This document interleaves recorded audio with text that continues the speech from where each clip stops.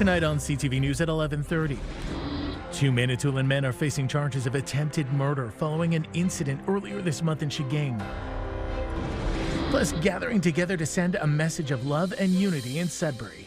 We are standing up for marginalized communities and people in our community. A white supremacist group's visit to the city sparks a counter-movement downtown. And if you have the time, your local fire department is in need of your services. Like, there's no other jobs in the world where you wake up at 2 a.m. and you're like, here we go. West Nipissing Fire Department says it's in need of a few good men and women to help protect the community. CTV News at 11:30 with Ian Campbell and Tony Rima with weather. Good evening. Thanks for staying up with us. Two men from Manitoulin Island are facing charges of attempted murder in what police are describing as an armed confrontation earlier this month in Chigeng. On June 12th, UCCM and Anishinaabe officers were called to a home on Riverside Drive. According to investigators, a Chigeng man became involved in an altercation, left, returned with a rifle, threatening two others and firing it in their direction. According to police, one victim sustained non-life-threatening injuries after being struck by projectile fragments. Investigators later determined the rifle belonged to a man from northeastern Manitoulin and the islands.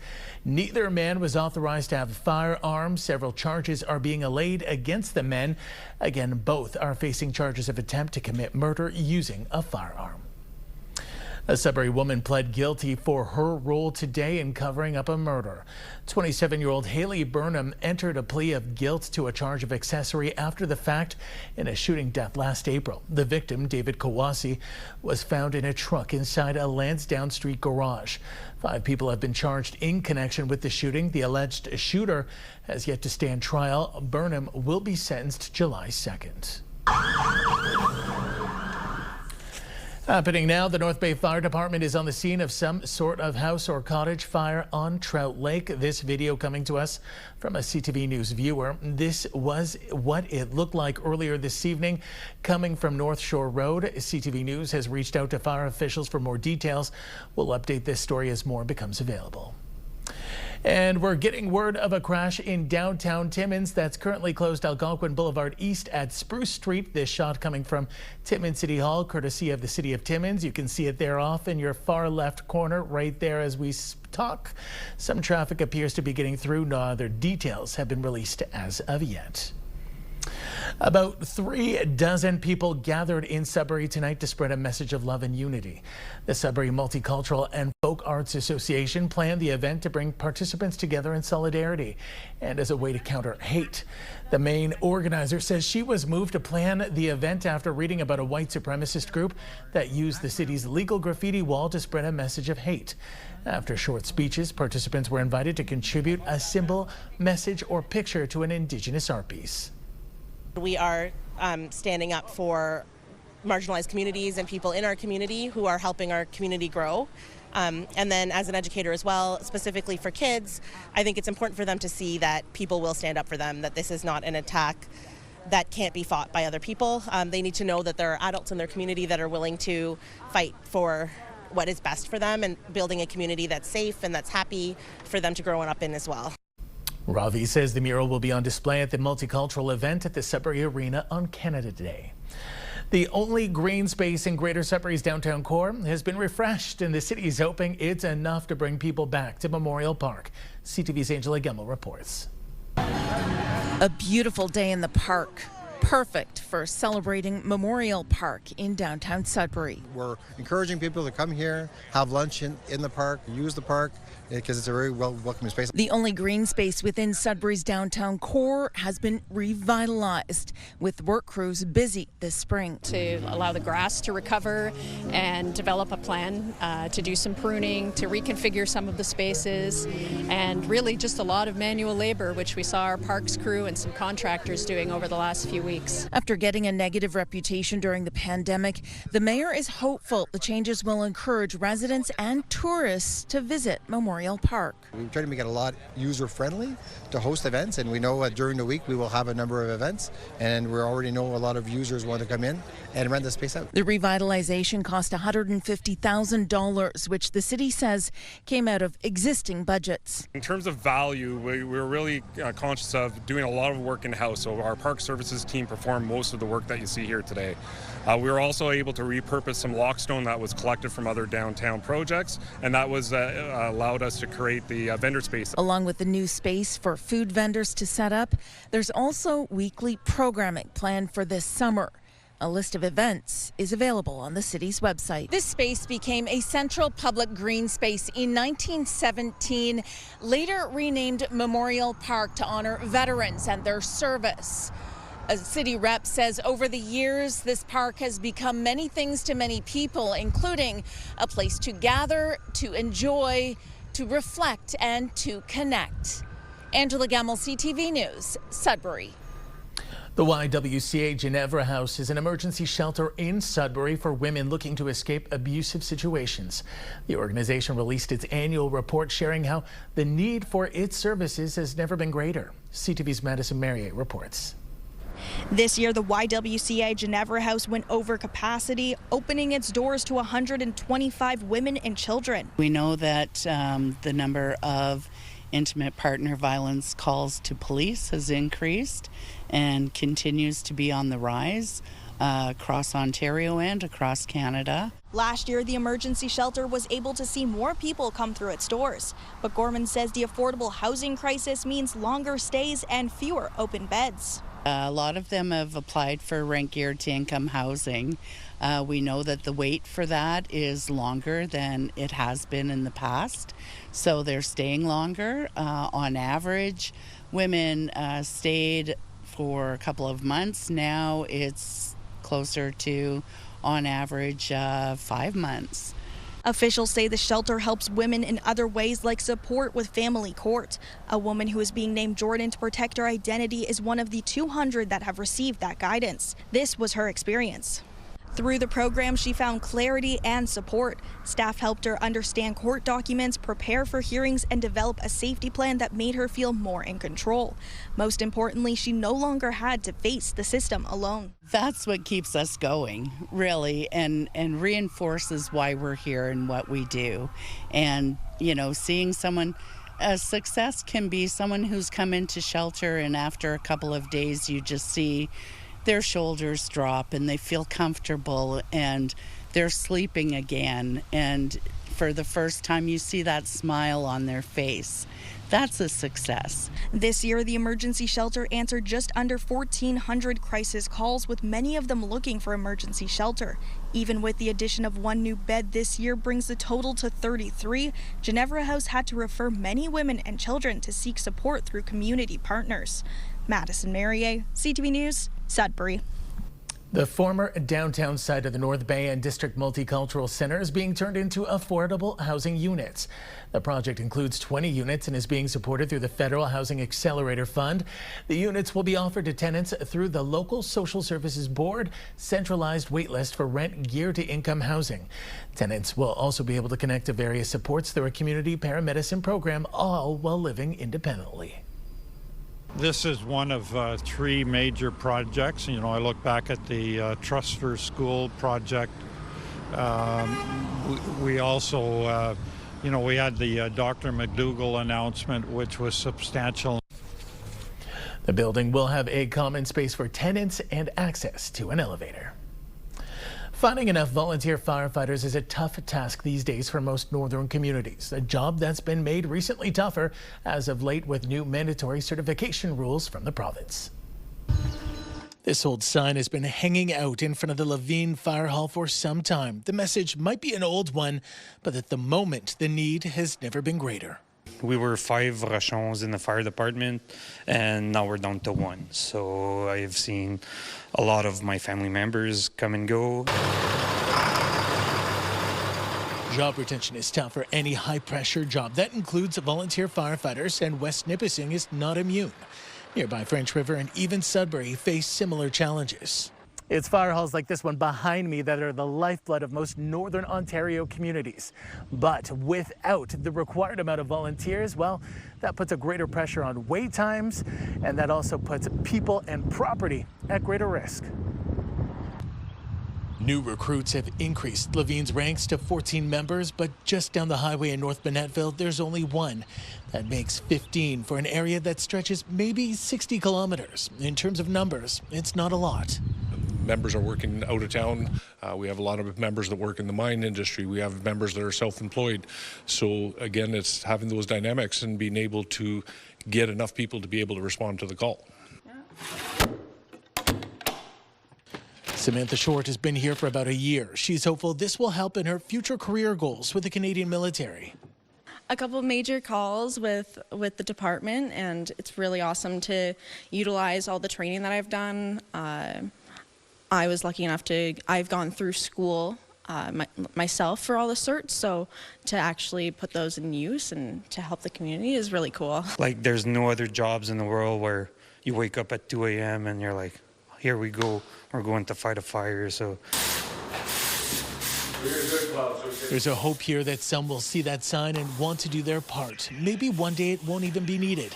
So you try it, come out, we get you through those processes. If it's something that fits within that you're interested in, perfect.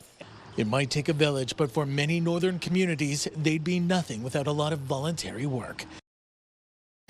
Time now for a short break here on CTV News. Coming up, Tony will have our full weather forecast. For now, a look at the current conditions, and it's looking pretty good, although slightly chillier up there in Wawa, 18 and Gore Bay, 16 in Parry Sound. We're seeing some clear skies in Sudbury and Temiskaming Shores. We'll have full details coming up in just a few moments. When you see it happen, send it to CTV News. Text 10400. From your screen to ours. Text 10400. Good evening, everyone. Now your main weather and clear skies at this juncture. And it's the proverbial calm before the storm as we take a look at our system here. Increasing cloud cover, especially when it comes to tomorrow around the dinner hour. And there's a chance of also some thunderstorms expected, and take a look at that in through Sault Ste. Marie early Thursday morning. Then after that, well, it depends upon where you live, clouds, showers, and a risk of thunderstorms over the next couple of days. It's going to be a soggy 48 hours. Let's take a look now at your 7-day forecast, starting with Sudbury Nickelbell tomorrow. Well, it'll start off nice and then increasing cloud cover, showers, and a risk of thunderstorms. The rain persists until Friday. We start to get some sunny breaks. Saturday, much the same.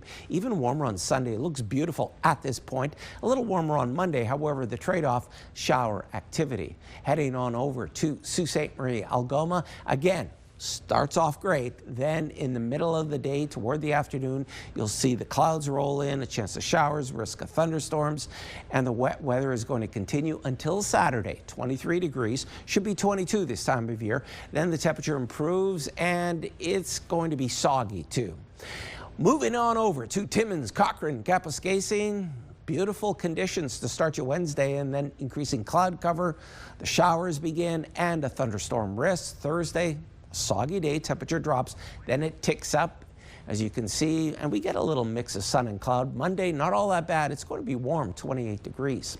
Heading on over to Temiskaming Shores and Kirkland Lake, a risk of thunderstorms tomorrow. Starts off sunny, then same story. Clouds, showers. Thursday, it's going to be a gray day. Friday, we start to get some sunny breaks, and that also continues into Saturday. Sunday looks beautiful. Monday, 28 degrees, but a chance of rain. And finally, folks, your 7-day weather forecast for North Bay, West Nipissing. Sunny in the morning, then increasing cloud cover in the afternoon, some shower activity, and also throw in there a risk of thunderstorms. On Thursday, 60% chance of showers. Temperature drops, then it ticks up on Friday. As we head into Saturday, Sunday, well, more sunshine. Sunday looks beautiful at this point. It's even warmer on Monday, 27 degrees, but the rain is going to continue. And Tuesday, more shower activity. Ian, it's back over to you. Thanks, Tony. The health unit in the North Bay and Parry Sound District is raising awareness about ticks through a campaign called TikTok. Officials say the campaign comes after the health unit recorded its highest number of Lyme disease cases in 2025, with 71% of cases reporting local tick exposure. Last year, 14 cases of Lyme disease were confirmed in the health unit's district. The year prior, there were only 3. While most ticks do not carry diseases, the health unit says it's important to remove them right away. Get as close to the skin as possible, and you want to just pull the tick straight back without twisting or breaking off the tick. And there's a tick identifier online, so you can see what type of tick it is. So if you just Google etick.ca. Common symptoms of tick-borne diseases include fever, chills, body aches, and pains.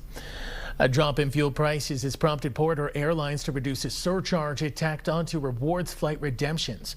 A temporary $40 surcharge was implemented in March for all Porter reward flight redemptions to, quote, offset global aviation fuel prices. The fuel surcharge has now been halved to $20 for reward flights. Porter said the surcharge reduction comes into effect today for all new bookings. A transition is coming to the Sault Area Hospital, and there are some big hurdles that are on the docket for the organization's next leader. We concluded the year with a deficit of $9.4 million. In 2024-25, the hospital had a nearly $1.5 million deficit with a roughly $2 million surplus the year prior. Officials say rising costs with no significant cuts are to blame for the increase seen this year. The organization relies heavily on funds from the provincial government, with leadership noting that many hospitals across Ontario are experiencing deficits.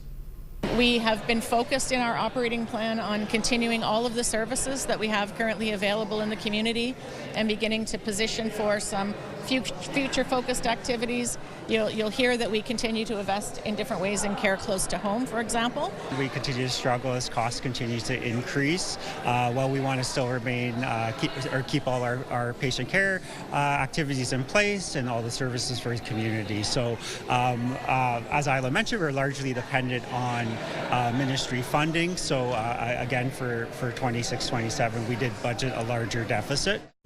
Also at the hospital's annual meeting, several staff members were recognized for their excellence. The hospital's 2026 IC Care Awards celebrated its emergency department's Dr. Mackenzie Ludgate for their work and patient care. Ludgate has been with the Sault Area Hospital for just 3 years, and hospital volunteer Patty Jo Duggan was also awarded for 8 years of service with the Patient and Family Advisory Council. For both, the recognition was meaningful. I'm extremely grateful and honored to win this award. Certainly my name is on the award, but it is mainly a team effort. I'm incredibly lucky to work with fantastic nurses as well as physician colleagues. Every year in June I think, well, I think I'm ready to retire from this and move on to something else. And every year I hear someone's story, someone's dilemma with healthcare, and I think, no, this isn't the year. The voice still needs to be at the table. The staff award went to Nurse Robin Champlain, with Dr. Jonathan Della Vedova receiving the Dr. William Hutchinson Award. Congratulations. Still ahead tonight on CTV News. Special Olympians and the North Bay Police come together for a great cause. More on that in a moment.